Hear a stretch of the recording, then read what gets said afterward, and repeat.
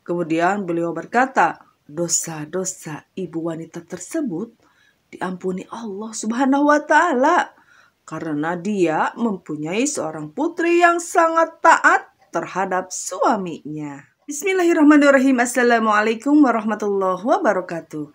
Innal hamdalillah nahmaduhu wa nasta'inuhu wa nastaghfiruh wa na'udzu billahi min shururi anfusina wa min sayyiati a'malina.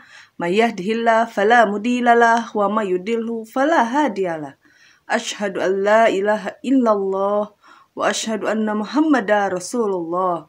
Allahumma salli ala Sayyidina Muhammad wa ala ali Sayyidina Muhammad.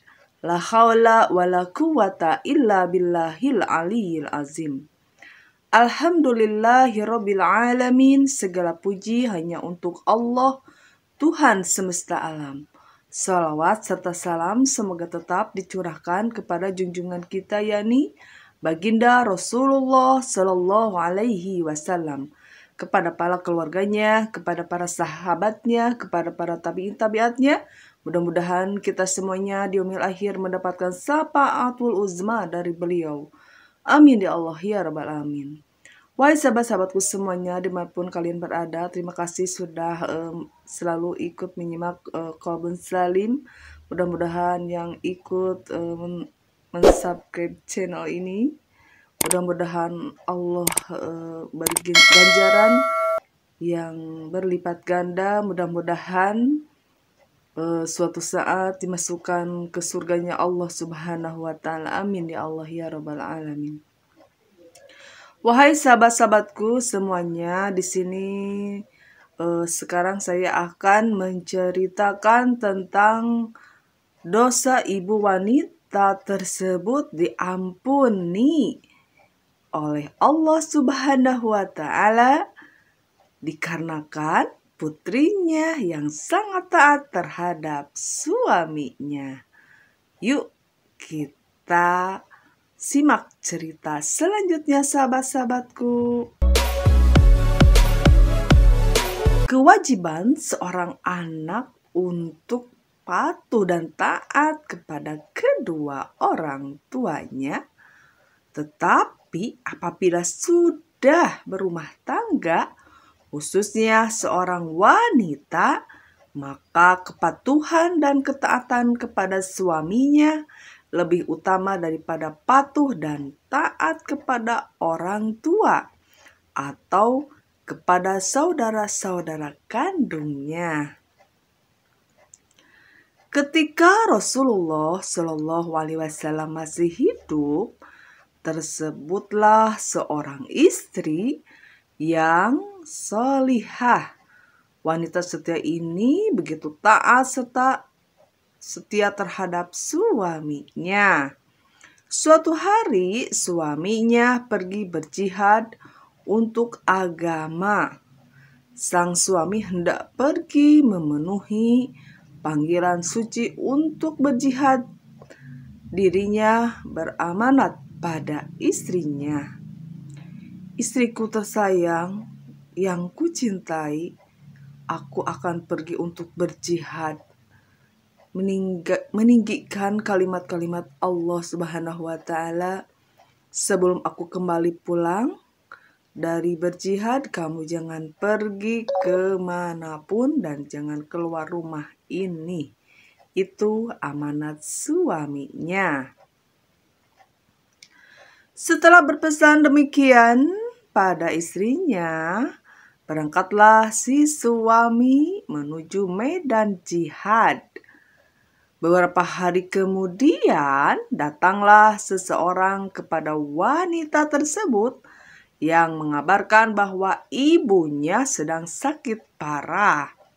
Orang yang diutus tersebut mengatakan pada wanita salihah itu untuk segera menjenguk ibunya. Ibumu saat ini sedang sakit keras, jenguklah dia sekarang. Dengan gelisah wanita tersebut menjawab, saya mohon maaf yang sebesar-besarnya. Bukannya tidak mau menjenguk, tapi saya dilarang keluar rumah sebelum suami saya pulang. tolong sampaikan permohonan maaf dan salam saya pada ibu." Dan si utusan pun pulang tanpa membawa wanita tersebut. Malam berlalu dan suami yang berjihad belum juga pulang. Keesokan harinya datang kembali seorang utusan yang mengabarkan bahwa ibu wanita tersebut meninggal dunia.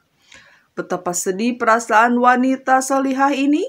Air matanya berlinang mendengar kabar ibu yang dicintainya telah pergi untuk selama-lamanya. Bahkan di saat terakhirnya dia tidak berada di sampingnya.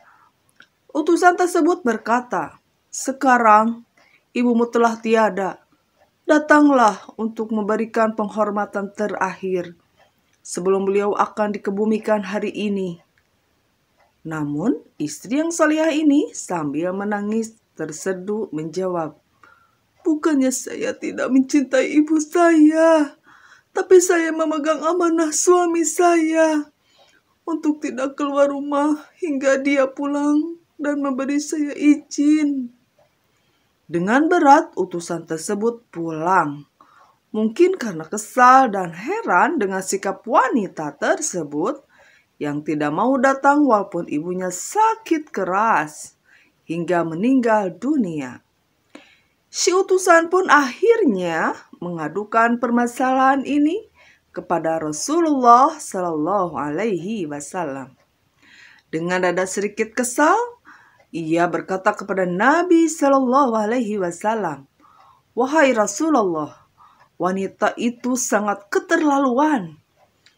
Dari mula ibunya sakit hingga meninggal dunia, dia tidak mau datang untuk menemui ibunya." Rasulullah Shallallahu Alaihi Wasallam bertanya, "Kenapa dia tidak mau datang menemui ibunya?" Wanita itu mengatakan bahwa dia tidak mendapat izin untuk keluar rumah sebelum suaminya pulang berjihad. Jawab utusan mengadu ke Rasulullah Shallallahu Alaihi Wasallam tersebut. Lalu Rasulullah Shallallahu Alaihi Wasallam tersenyum.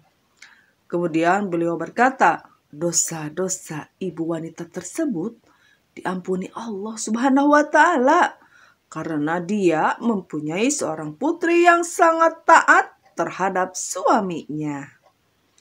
Itulah kisah seorang istri yang salehah, yang patuh dan taat kepada suaminya, yang pada akhirnya mampu mengantarkan ibunya ke surga karena dosa-dosa ibunya telah diampuni oleh Allah Subhanahu wa Ta'ala lantaran memiliki anak yang salehah, taat kepada suami. Allah Subhanahu wa Ta'ala berfirman dalam Al-Quran surat An-Nisa ayat 34, yang artinya kaum laki-laki itu adalah pemimpin bagi kaum wanita.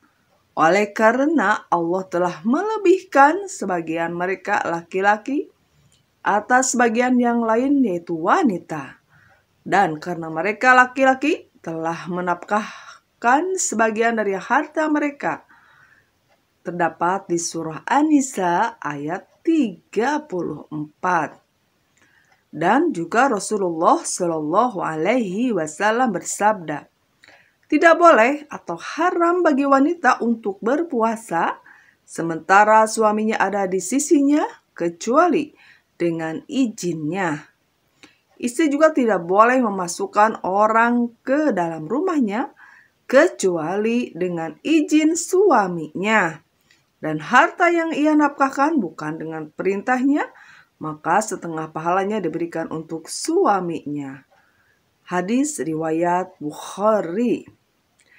Nah itu ya sahabat-sahabatku semuanya, kisah seorang istri yang taat kepada suaminya sehingga menjadikan seorang ibu yang meninggal dunia itu telah diampuni dosa-dosanya oleh Allah Subhanahu wa Ta'ala dikarenakan seorang istri yang taat dan amanah terhadap suaminya.